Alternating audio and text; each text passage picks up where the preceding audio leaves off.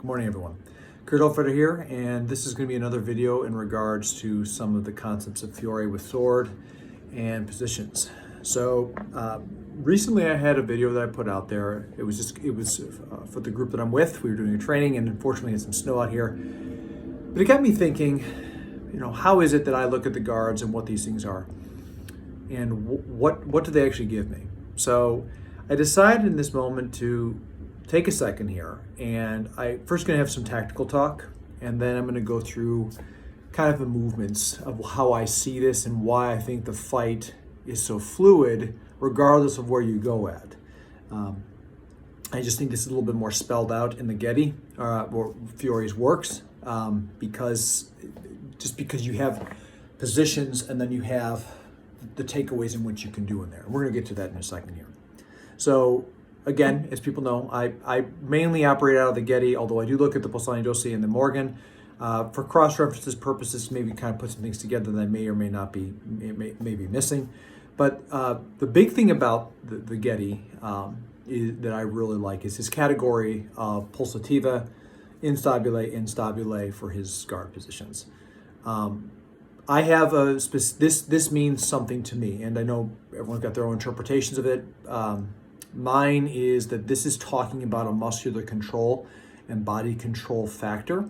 So if you saw my other videos in regards to, for example, my video in regards to what Walker Skaggs said about the Holt foam tag, or why I like the high foam tag in the Lichtadar traditions, it's about position, it's about body, it's about ease of action. So what I think happens here with these three guards is that these three categories is that you're talking about positions that, for example, your Pulsativa, the commonality factor of those is that in some way, shape, or form, the sword is not on line with us and our opponent. That in most cases, I find it to be more perpendicular. So some way, shape, or form, the sword is crossing the line. So if I'm in the left side, if I'm on the right side, if I'm off the side in Porta di Ferro, those are really the big things of it all. Then you have your stable positions, and the common discussion I have with some people when they talk about, well, there's one that they say is stable but is unstable, and that's about his posto breve. And when he talks about that being an unstable guard, well, to me, I feel like that's just a concept of don't wait in this position. It's stable, but by posture only. And what stability means to me is you're holding this sword in a way of your structure where muscular control is very limited. So even like resting it on my shoulder, like there's a counterbalance here. I can stand here, right? If I'm holding it up like this, there's muscular engagement to hold this up there. If I rest this on my shoulder, I can rest it and then move into action instead of having to hold this and cut down into action. And so your stable positions are, those are all guards that are very close. So for example, your Posta Breve, your Mezza Porta di Ferro, your Denti di Cingaro, both of them, and your Coda Longa. The Coda Longa is an anomaly in this case because the Coda Longa, it's behind you. The blade is behind you. However, I don't see this as a Pulsativa one because I think the message is that you're keeping this in line with your structure.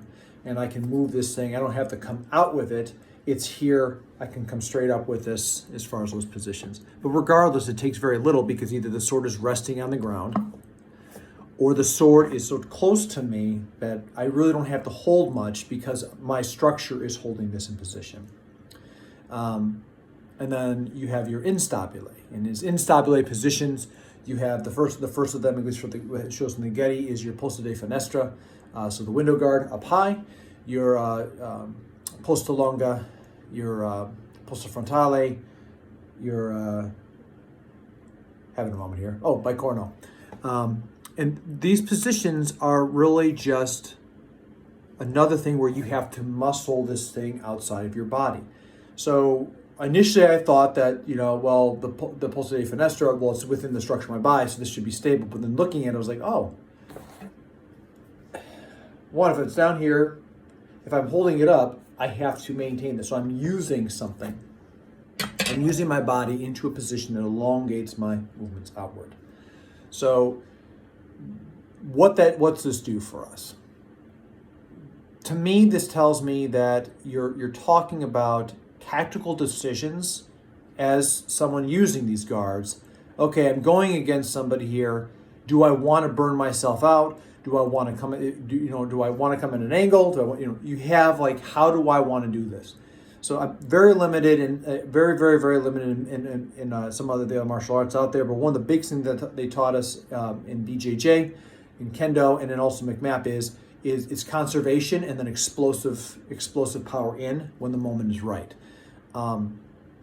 So maintaining structure and doing what you have to do to keep ease is a big factor as far as being able to play the long game of certain fights. Now, this is a street fight. That's a different kind of concept here. But again, we're talking about what a lot of spectrums in which Fiore can be talking to. So if I understand that I'm carrying this sword in specific context, where I have time to make considerations, putting myself in a spot where I have to muscularly hold myself out there, you can do that. Not saying that you can't, but there's a price. You get tired from it, you get exhausted from it. If you're extended, it's easy to break that down. So there's a lot of things that kind of go against that piece right there. It doesn't mean that you can't retract. It just means that you have reached your max extension, that you are muscularly holding yourself up in that position rather than keeping it true to your form of your body. So looking at those and then kind of looking at your pulsing positions, your stable positions, I see these as positions that you may originate in and then you move into an unstable position. If you're talking about creating attacks or creating openings, like the frontalia is very good at, and that basically then you either there, from there you go from an unstable position back to a stable position, or you move into a spot where the person is your stable point.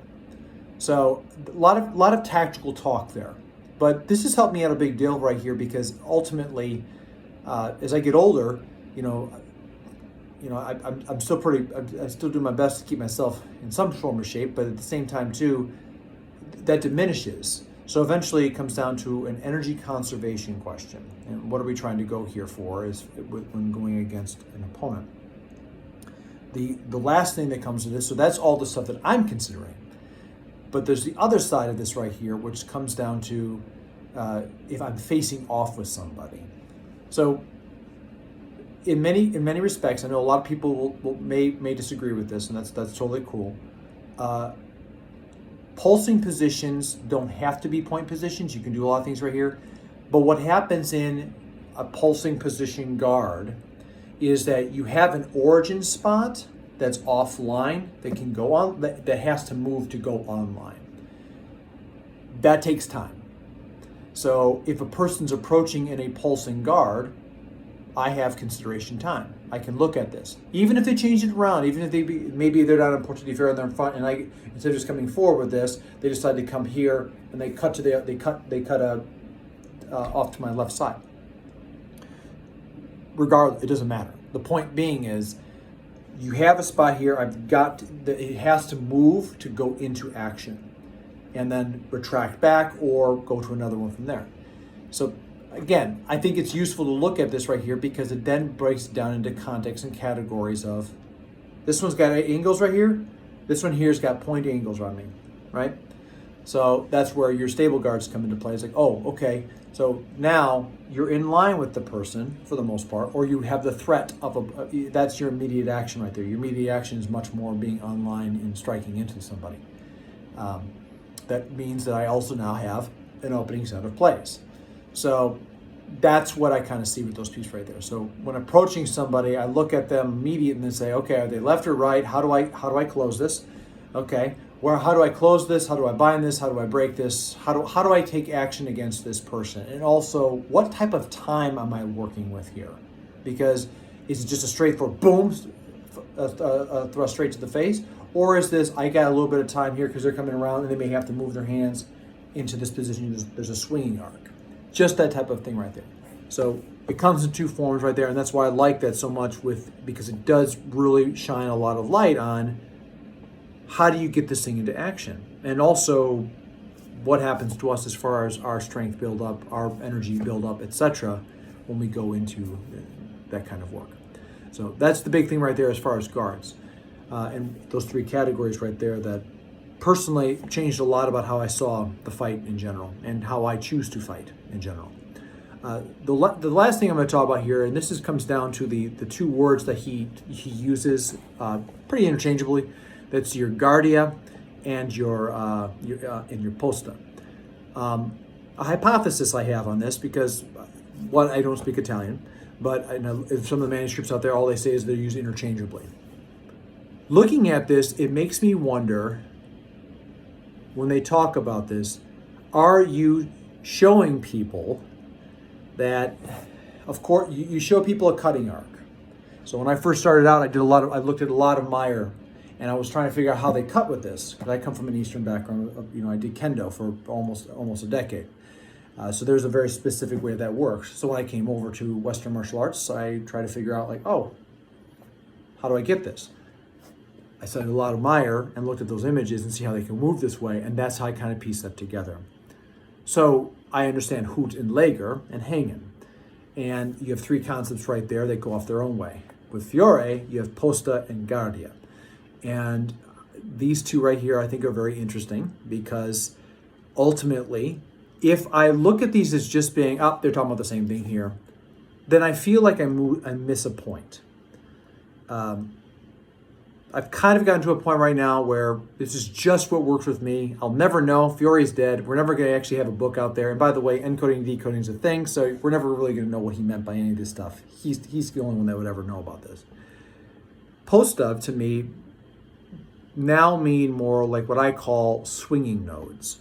So I have a node here, I have a node here, I have a node here. Wherever I put the arc of this, wherever I put my hands at, the sword is going to have some kind of action that it takes in that, and you're going to have a different type of trajectory.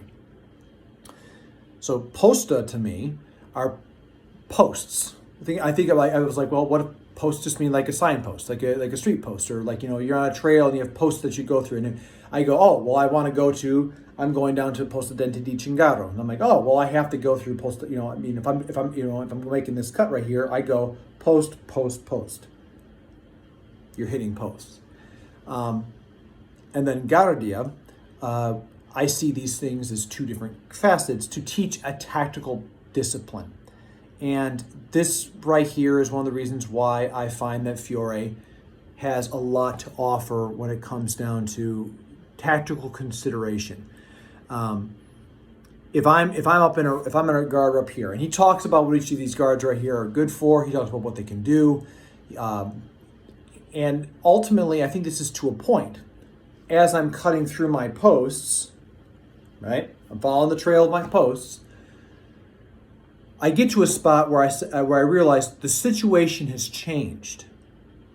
My opponent is no longer in a pulsing position. They've transversed into a stable point guard. So as I'm coming this way right here, maybe I'm like, I got to stop. I stop at this post, and then I know how to play here. That's kind of how I see this right here. Breaking it down to two facets. The post is just basically it's like trail markers. This trail goes, here's the trail of the Fendente. Here's the trail of the Sultani. Here's the trail of the Mezzani. Here's the trail of the point.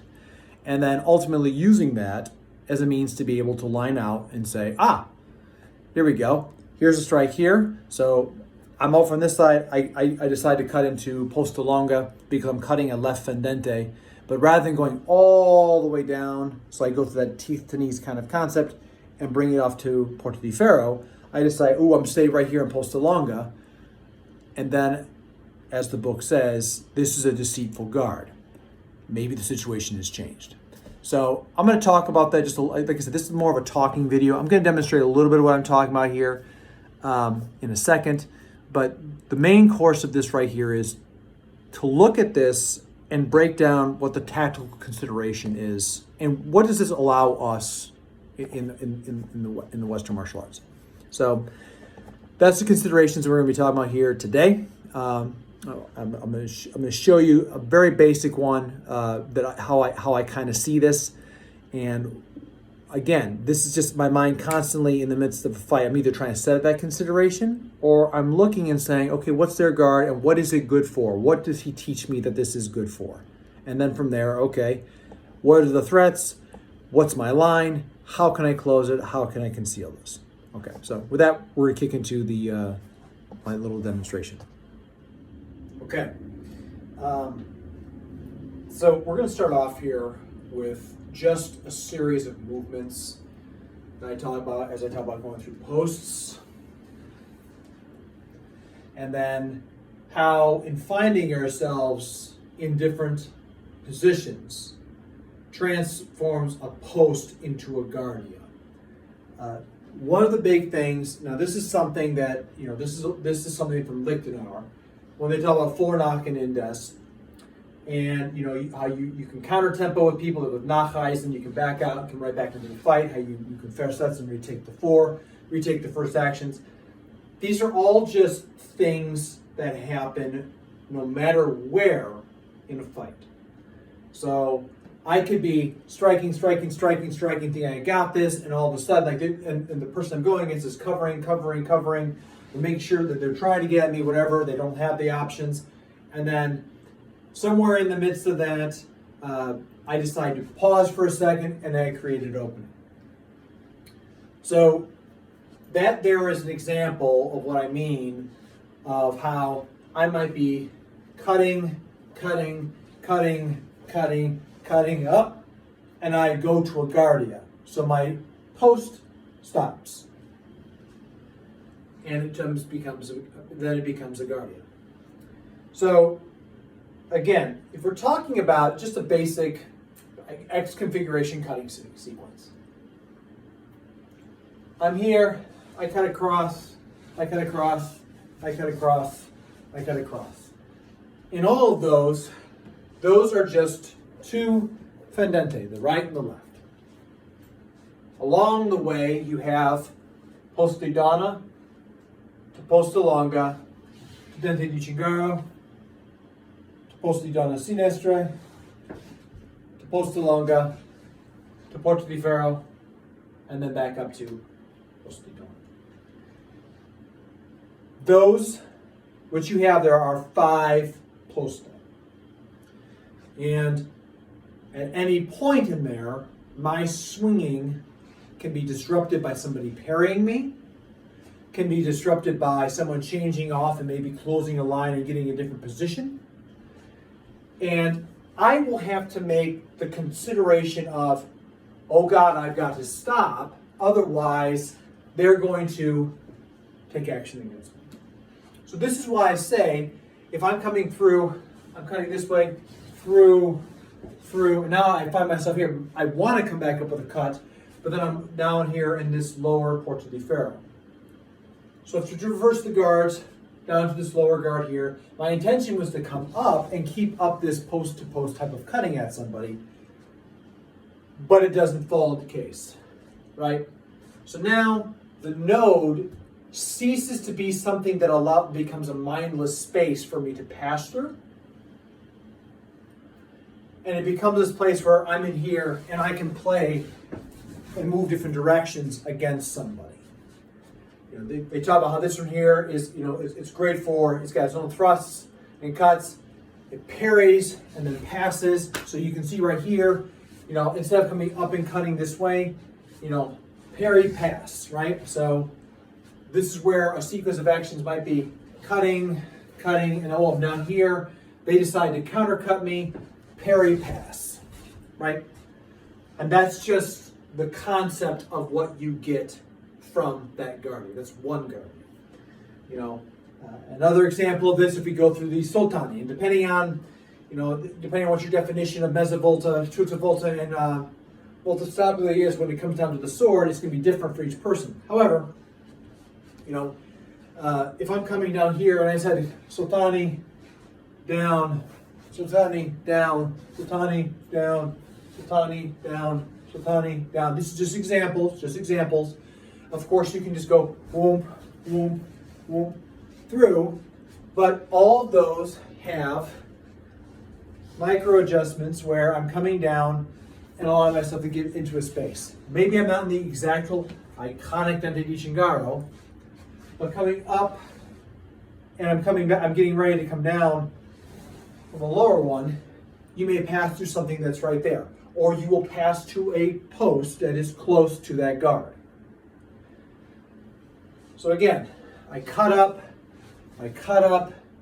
and then from here I realize my goal was to keep cutting up, but my opponent, the situation's changed, and now post, post, post, post, post, post, and all of a sudden I'm up here in posta finestra, and instead of going back into another soltani, they decide to back out, ward, and then thrust.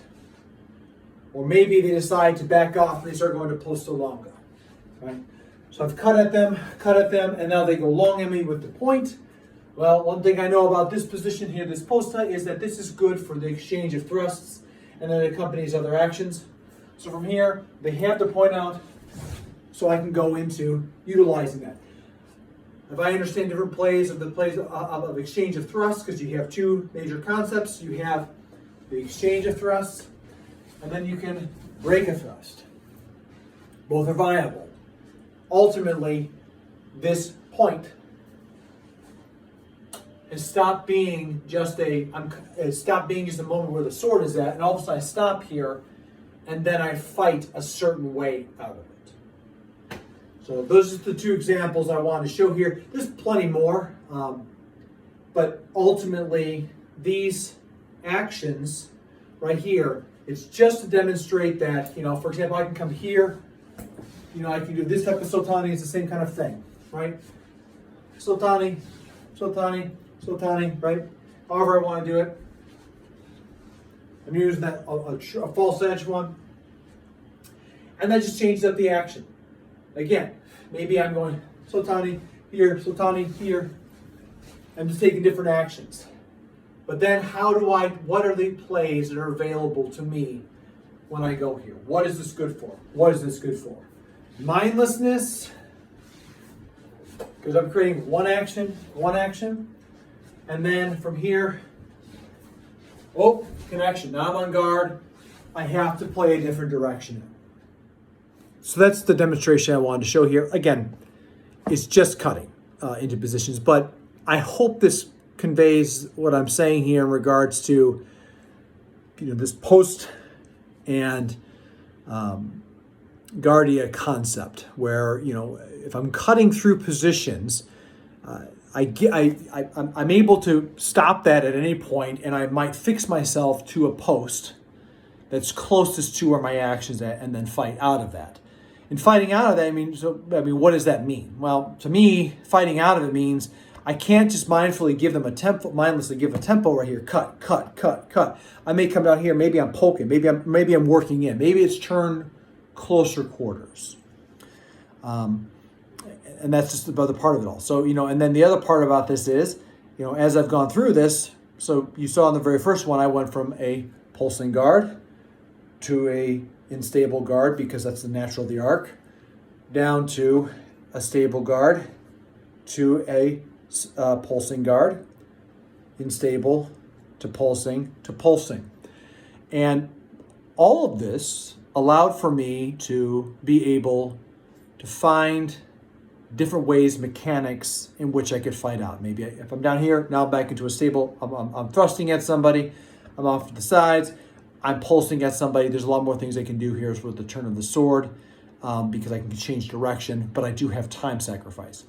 So that's really just the look at what I say, when I say that Posta and Guardia are two different things, hypothesis, and what I think the three categories of Pulsativa, Stabile, and Instabile really mean, and what does it buy us? Because at the end of the day, it just points of directions for us for tactical considerations in my eyes. So anyway, thank you so much for watching. Hope everyone's doing well out there. Got some snow out here in North Carolina, so hopefully you get out there and do some training as you think about this, warm you up a little bit. Who knows? But until the next time, train well, stay well, and fight on.